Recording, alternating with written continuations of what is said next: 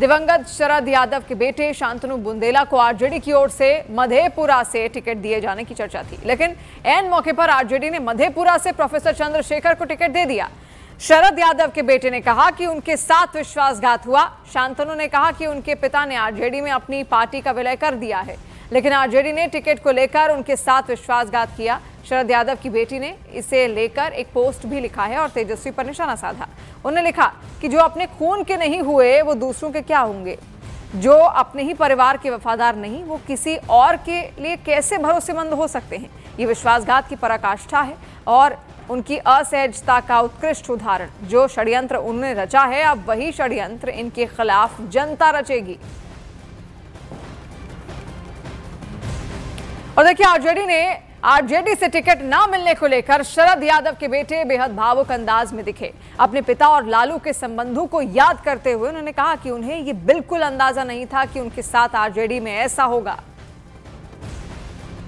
विश्वासघात तो क्या बोलेंगे, पर यह है कि आपने आखिर में दोनों समय आपने जो है हमको जो है और हमारे पिताजी का जो भी नाम होना चाहिए था उस पर आपने नहीं खड़े हुए। हमारा क्षेत्र था। अब हम देखिए, राजनीति में झाल बजाने तो नहीं आए ना, हमें भी चुनाव लड़ना है, हमें भी अपने पिताजी का नाम बढ़ाना है। हम नहीं बढ़ाएंगे तो कौन बढ़ाएगा बताइए। आज के टाइम में तो कल ही हो गया ना, एक बेटा ही है जो नाम बढ़ा सकता। तो हम लोग उसी, हमको तो आश्वासन था कि चलिए पिताजी ने बोला है तो लोकसभा भी हम ही लड़ेंगे। उसके बाद जब लोकसभा करीब आता रहा तो थोड़े दिन पहले पता चला कि लोकसभा हम लोग नहीं लड़ रहे हैं, हम कोई और आके जो है लोकसभा वहाँ से लड़ रहा है।